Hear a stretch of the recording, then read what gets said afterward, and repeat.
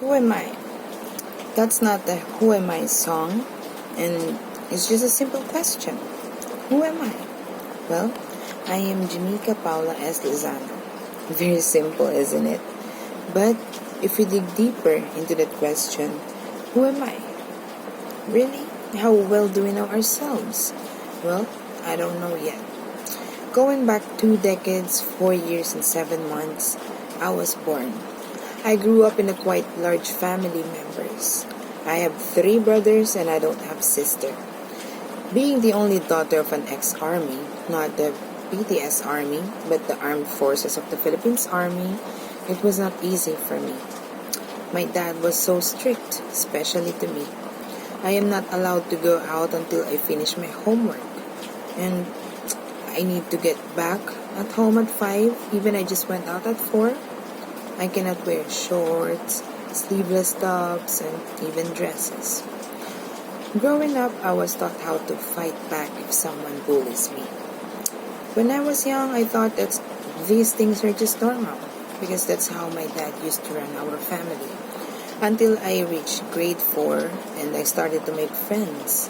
And I made a lot of friends growing up and I really enjoyed it. I never thought that making friends is going to be this fun. Also growing up, I became competitive at school because that's what my mom taught me. Well, she didn't taught me to compete with others, but she taught me to compete with myself. She always told me that if I become an achiever this grading, she will give me this and she will give me that. So, when I was young until high school, I'm always at the top of the class. I was happy because mom was happy.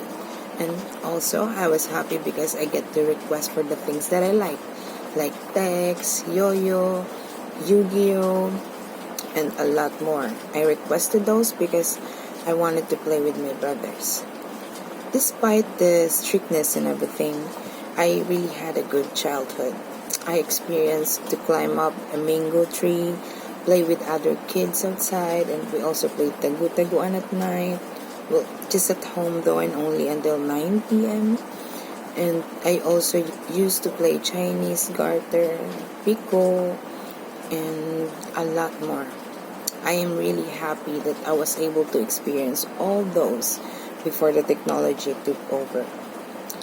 At night, my youngest brother and I would go to our terrace and just look at the stars.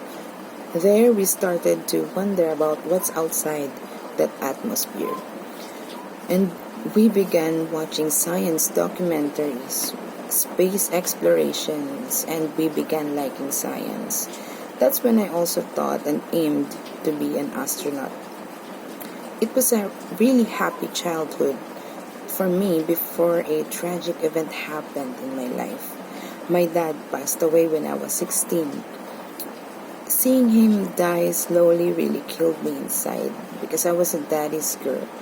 We used to sit at the back of our car and listen to Rafi Tulfo. We used to play with the cats, watch wrestling together, and he used to tell me stories about him joining the army. It took so many years for me to recover to that tragic event. Whenever I feel sad because he's gone, I will just think that it's okay because now I know that he's in a better place and he is always my inspiration for everything that I do in life. This pandemic just hit a lot of us, including me. On the first 3 months of lockdown, it was a real struggle. I'm not used to just staying at home. I'm used to go out to either meet with colleagues and just go to work. It was not good for my mental health and I started to get anxious. I didn't want to talk to other people about what's happening on me, even to my closest friends and even to my families because I think that I will just be a burden to them. I carried it on my own and until a few months later, I got used to stay home and connect to friends virtually. So I open-handedly accepted it and now I can say that I've already coped up with my struggles. For my last words, I must say life is never easy.